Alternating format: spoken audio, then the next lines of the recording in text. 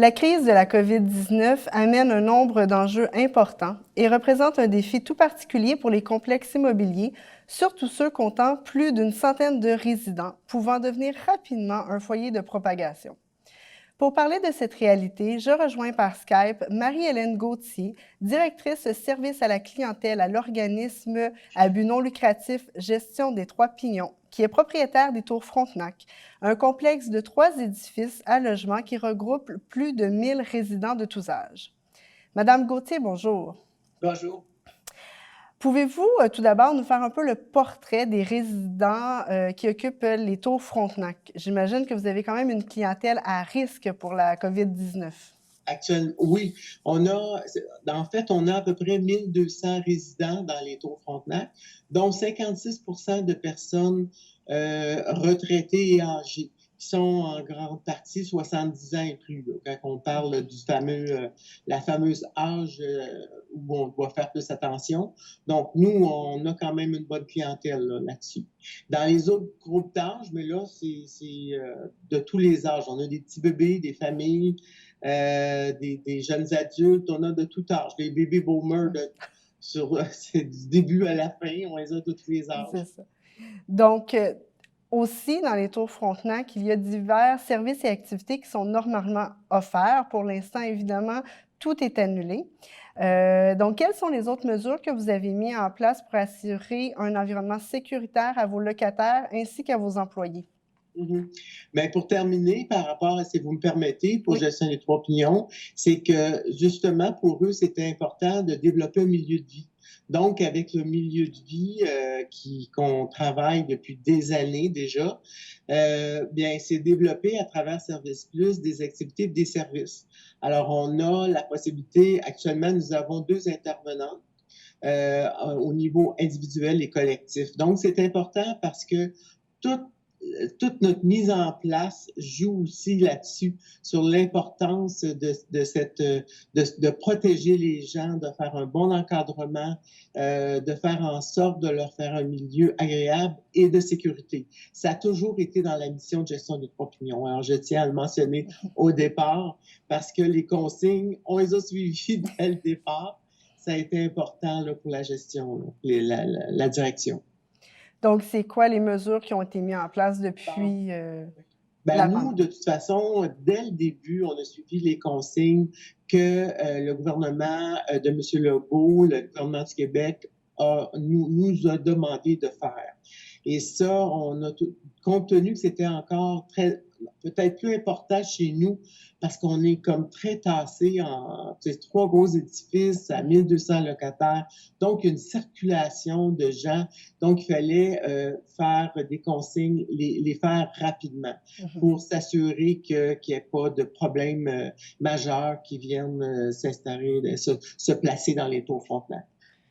Alors, en ce qui concerne les locataires, pour les locataires, pour les 70 ans et plus, comme on mentionnait tout à l'heure, on leur demande, avant on leur demandait, mais maintenant on s'en va vers une obligation de dire de rester à la maison pour s'assurer qu'ils ne donnent pas et surtout ne reçoivent pas le virus par un autre locataire ou qui que ce soit.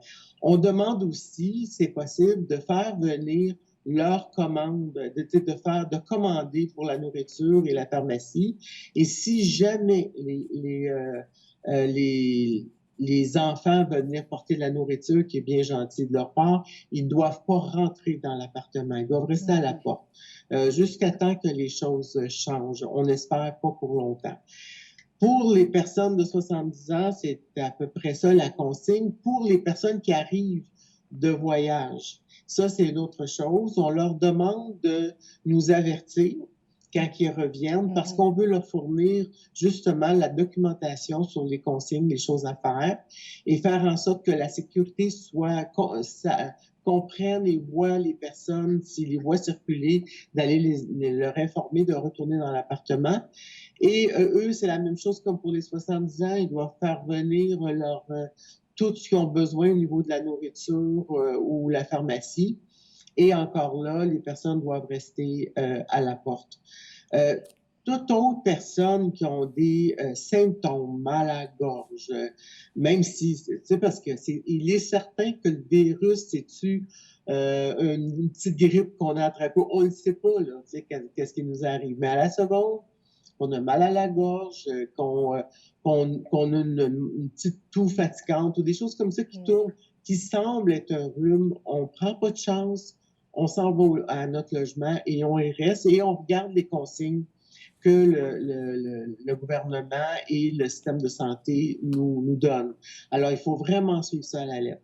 J'ai pas besoin de vous dire que se laver les mains, comme est répété souvent, les trois choses de base importantes, se laver les mains, se laver les mains, se laver les mains. Oui. Pour les personnes qui peuvent sortir, qui pourraient sortir après le 14 jours pour les voyageurs, et pour toutes les autres locataires, on leur demande de laver les mains en partant et de relaver les mains en revenant dans leur logement. Ne pas prendre de chance, on ne sait jamais.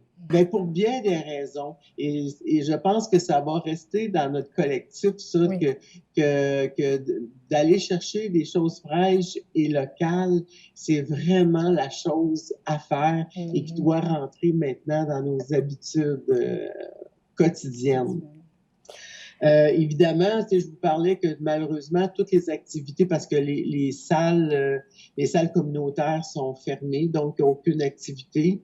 Et ça, ben c'est dommage, mais ça va être pour le temps. En ce qui concerne la buanderie, mais là, il y a des heures, c'est entre 9h et 23h, parce qu'après, c'est vraiment, là, ils désinfectent la buanderie et il faut y aller, non pas en foule, évidemment. Il y a une sécurité qui est là pour faire entrer les gens 3 par 3 ou 2 par 2, ça dépend. Alors, fait que c'est assez sévère là, actuellement pour pas donner la chance à ce qu'on ait des problèmes majeurs, comme je disais tantôt. C'est sûr que on va en avoir probablement qu'on n'est pas à part du Québec et même du monde, mais il faut quand plus on va prévenir, plus on va faire attention, mieux on va passer rapidement cette expérience de notre vie. Alors, pour les locataires, les consignes, ah oui, c'est important de dire que dans les autres consignes, quand on rentre dans l'ascenseur, il faut être pas plus que 3. Oui. Si vous avez une toux, comme je vous disais tout à l'heure, surtout une toux, s'il vous plaît, ne rentrez pas dans l'ascenseur, les gens vont paniquer. C'est pour ça que je vous dis, si vous avez une toux, restez chez vous. Parce que juste aller vérifier, avec le système de santé, avec votre médecin, qu'est-ce qu'il en pense, puis qu'est-ce que vous devez faire. Nous, on n'est pas des médecins, on n'est pas des spécialistes là-dedans, donc il faut vérifier avec les bonnes personnes. Et je pense que quand on regarde, parce que les postes sont pas mal tous débrouillés là, pour qu'on soit capable d'aller chercher les renseignements, on en parle beaucoup à la télévision et à la radio. Donc, prenez ces renseignements-là, et s'il y a quelque chose, appelez-nous. On va vous informer parce qu'on les a toutes, ces informations-là. Évidemment, même j'en interpelle quelques-uns, il faut éviter de trop circuler dans les corridors. Parce que je comprends qu'on veut que ça peut être long rester dans l'appartement, je le comprends tout ça. Mais de notre côté, ça va être encore plus dommageable si vous attrapez le virus puis que vous êtes pris avec ce problème-là. Donc, on demande de faire attention dans la circulation. Il faut aller à une place précise, dont soit l'IGA, la pharmacie, pour ceux qui peuvent sortir du logement. Les déplacements nécessaires, donc. Là, vraiment, et il faut que ça soit nécessaire. Et même IGA nous a dit, si c'était possible, de ne pas y aller plus qu'une fois par jour. Ah oui. Pour laisser, parce que là, on parle, c'est tout le quartier, là. Alors, il y a des files d'attente à quelques moments de la journée qui sont vraiment désagréables. Et pour les employés aussi, là, ça devient lourd un peu. Alors, il faut faire attention. Je comprends que c'est une façon de se changer d'idée, mais il faut pas oublier que même au IGA, à la pharmacie, il faut faire attention parce qu'il y a des contacts encore qui sont pas respectés au niveau des distances, quelquefois sans faire exprès. Donc, il faut faire attention. Je pourrais pas jamais, autant qu'on va dire lavez-vous les mains, moi je vous dis faites attention. Prenez au sérieux qu'est-ce qui se passe. Ce n'est qu'une période dans notre grande vie, mais elle est importante. Elle est importante pour protéger nos vies parce que là, on parle de décès pour certaines personnes ou des séquelles de ce genre de grippe-là qui est vraiment pas agréable pour ceux qui l'ont. Alors, ce virus-là, donc, il faut vraiment, vraiment faire attention. Je pense que j'ai fait le tour pour les locataires, mais c'est important aussi qu'on parle des employés. Parce que pour nous, souvent les locataires vont nous dire oui, mais le personnel, qu'est-ce qui se passe avec le personnel? Mais c'est la même chose. Ça, c'est très strict. Ils ont eu une information, des revendications très, très sérieuses sur s'ils doivent premièrement informer s'ils reviennent de voyage, malgré qu'on le sait pas mal, ou si ils sont entourés de personnes qui reviennent de voyage. Ils doivent le dire à la direction. C'est important de le faire. Moindrement qu'il y a une toux, comme je parlais tantôt, ou des symptômes, ils restent à la maison. Ça, en partant, là, pour les employés, c'est comme ça. Et puis on voit avec eux comment ils se sentent aussi là-dedans. Eux aussi vivent des choses, c'est pas toujours évident. Donc, mais pour l'hygiène, ils ont les mêmes critères d'hygiène, même au niveau de propreté, de contact, quand ils vont dans leurs ateliers, dans leur cafétéria, dans tous les lieux qu'ils ont communs d'employés, ils doivent éviter les contacts, avoir la distance, avoir des gants le plus possible, indépendamment où ils vont, qu'est-ce qu'ils font. Ne doivent pas rentrer. Actuellement, il faut comprendre que les demandes d'aller, mettons, je veux dire ça, leur remplacer une lumière, là, oubliez ça pas tout de suite. Il faut vraiment que ce soit majeur si l'employé doit rentrer dans un logement. Ça, il faut comprendre ça. Fait qu'ils ont toutes ces consignes-là, ils sont surveillés, ils peuvent venir nous poser des questions comme ils veulent, échanger avec nous. Aussi, ils continuent à nous rapporter l'information aussi. Quand ils voient quelque chose qui ne fonctionne pas, ben ils viennent nous voir, ils nous posent des questions. On prend les noms des personnes qui semblent pas bien ou quoi que ce soit et on fait un suivi avec eux. Au niveau au niveau des concierges, ils font 3 fois plus de tours tout partout dans les lieux communs pour désinfecter. Et ça c'est bien important. Ils comprennent l'importance de faire le tour plus qu'une fois et très souvent dans la journée pour tout désinfecter, tout ce qui est lieu commun.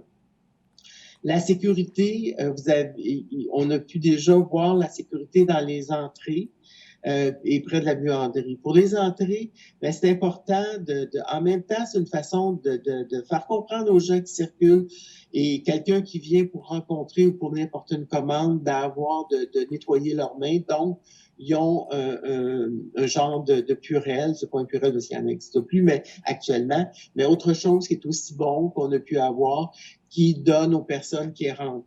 Et de voir si les personnes ont vraiment affaire dans le tour. Parce que des fois, il y en a qui se faufilent puis ils veulent rentrer pour différentes choses. Alors ça, la sécurité est là pour faire une barrière à ça, pour expliquer aussi. Quand il y a des questions, ils sont là pour répondre. Ils sont très vigilants. Et s'il y a des questions, des choses qui n'ont pas de réponse, ils vont prendre le nom, et on va s'arranger pour donner la réponse au locataire. Donc, la direction, dont notre directrice générale, Hélène Poulain, fait vraiment attention pour que tous les employés soient vraiment informés et les suit de très près avec les employés, ceux qui s'occupent, les personnes sont responsables des employés directement aux employés. Mais la direction, la haute direction est là. Le conseil d'administration s'inquiète aussi, vérifie tout ce qui se passe. Alors, il faut dire que nous prenons ça à cœur, puis on considère que tout ce qu'on fait, c'est comme si on le ferait à nos propres parents, si on le ferait à notre propre famille. Donc, on le voit dans ce concept-là, qui est un concept qu'on a depuis tout le temps, quand je vous parlais de milieu de vie, mais même notre façon de gérer, notre façon de voir les choses, c'est pas vraiment pas pour rien. Puis on en met pas plus qu'il faut. On fait ce qu'on nous dit de faire venant des consignes du gouvernement du Québec. C'est ça. Et je sais aussi que parmi les services que vous offrez à vos résidents des Tours Frontenac, il y a aussi des intervenantes de milieu. D'ailleurs, vous-même, vous avez une formation universitaire comme psychosociologue et comme intervenante en travail social. Alors, dites-moi, avez-vous constaté une augmentation des besoins depuis le début de la pandémie, entre autres au niveau psychologique, des détresses psychologiques? Ben oui, il est certain. Il y a des personnes qui ont fait déjà un suivi, qui ont déjà certains problèmes de difficultés pour différentes choses. Mais il faut dire que le fait d'être confiné à l'appartement pour les personnes qui ont 70 ans et plus, ceux qui sont malades, qu'on parlait tout à l'heure, il est certain que pour ces personnes-là qui vivent une détresse déjà, mais l'amplifie. Parce que là, tu perds tous tes repères. Tu sais, toutes les petites choses que tu faisais pour te changer d'idée, oublie ça, là, c'est plus ça d'un coup. Ben, ça fait pas longtemps, là. Alors, de jour au lendemain, tout change pour eux. Et ils se voient confinés à l'appartement que pour certains, des fois, c'est déjà très lourd de voir juste les murs. On fait beaucoup pour ceux à qui on fait le suivi, on fait beaucoup d'exercices avec eux pour faire en sorte que leur appartement soit un petit milieu de vie apaisant pour eux, mais ça fonctionne pas tout le temps, puis ça fonctionne pas pour tout le monde.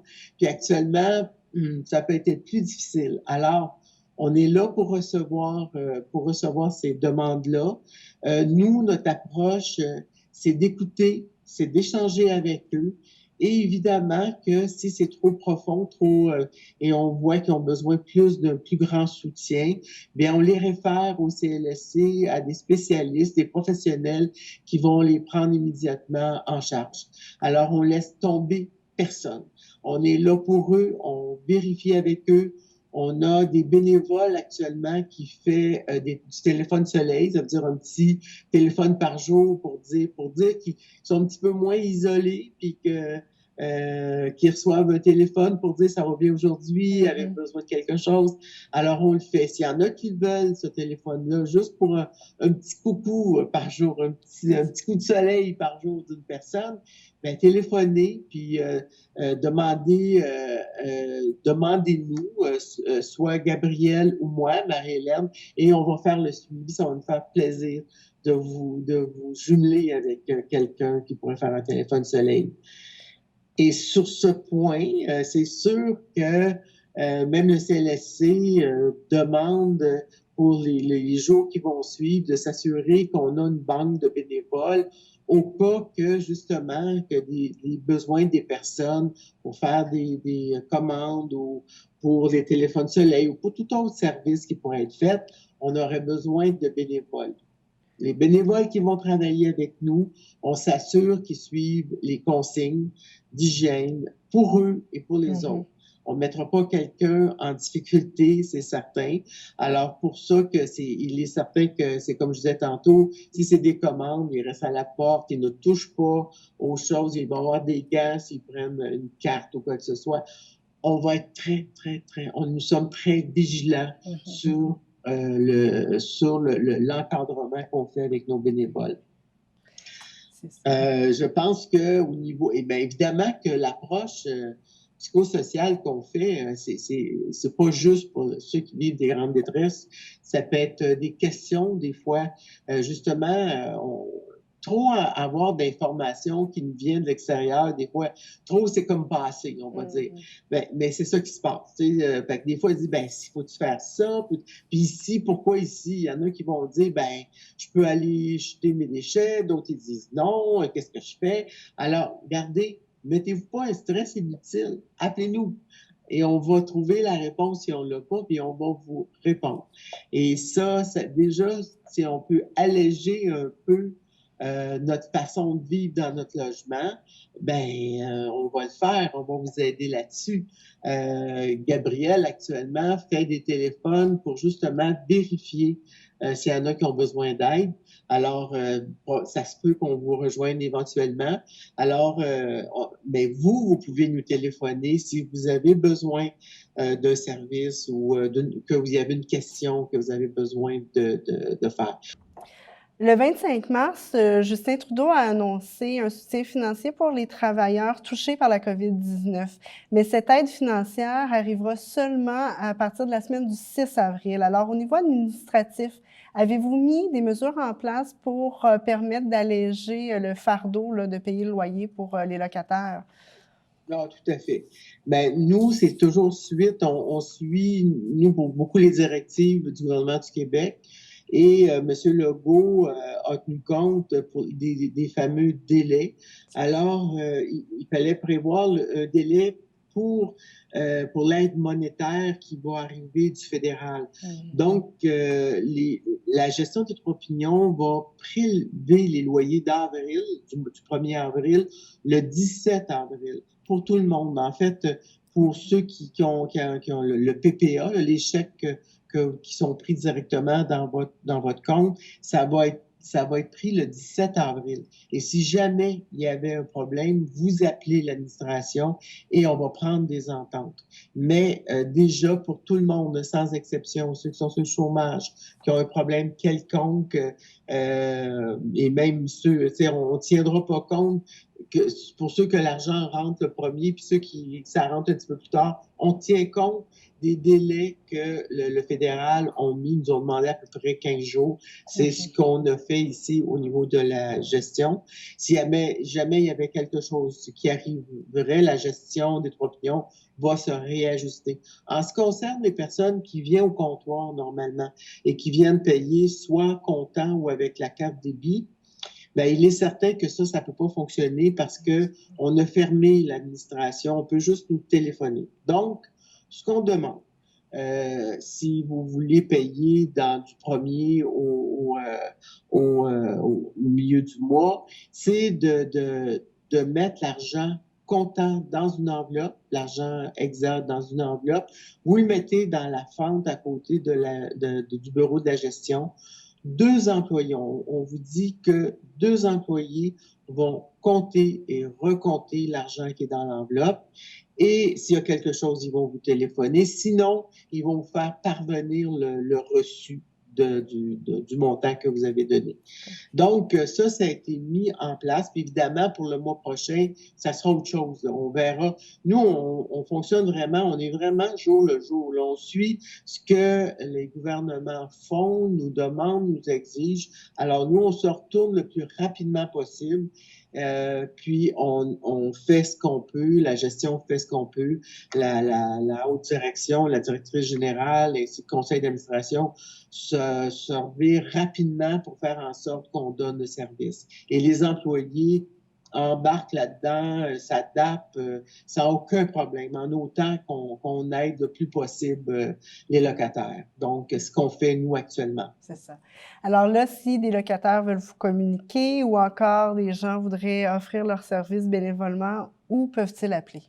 Les téléphones au bureau de la gestion dans le 514-524-3015, 524-3015. Puis, Lynn va transférer les appels. C'est certain que si c'est au niveau du loyer, ça va être avec Isabelle, ça va être transféré à Isabelle. C'est tout le côté psychosociologie ou tout ce qui est psychologie ou tout ce qui est demande personnelles ou questions, que ça va être probablement redonné à Marie-Hélène ou à Gabrielle.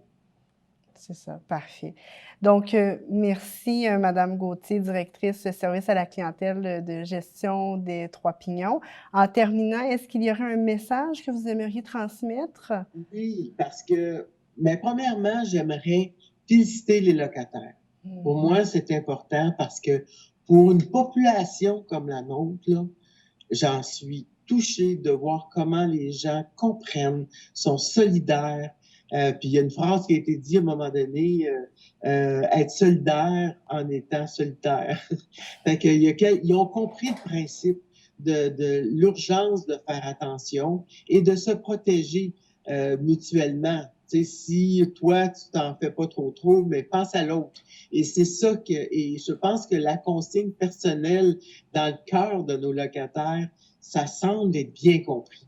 On a des cas, évidemment, mais c'est, au niveau de la population, c'est minime. Alors, je tiens quand même à remercier toutes ces personnes-là, tous nos locataires des Taux Frontenac. Puis pour terminer, mais moi, je pense que dans toute expérience de vie, on doit apprendre de ces choses-là et on va s'en sortir gagnant et on va avoir appris quelque chose de mieux pour nous. Juste le fait que combien de fois j'entends « Oh, Marie-Hélène, j'ai pas le temps de faire ci, j'ai pas le temps de faire ça, que je suis occupée, je m'occupe de mon parent, je m'occupe de... » Là, on n'a pas le choix.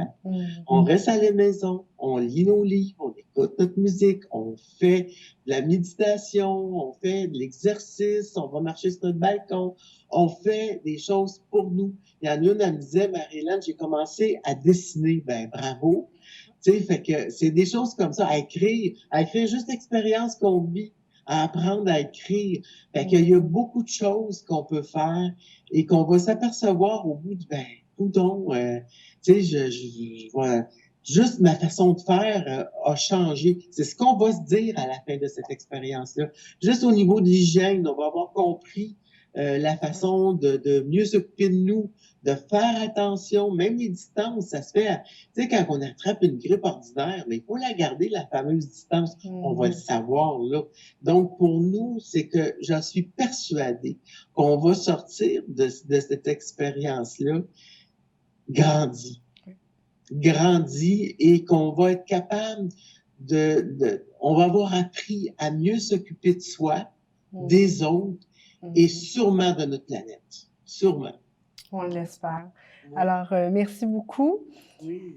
C'était Marie-Michèle Tourigny-Hull pour vos informations communautaires montréalaises durant la période de la pandémie du COVID-19.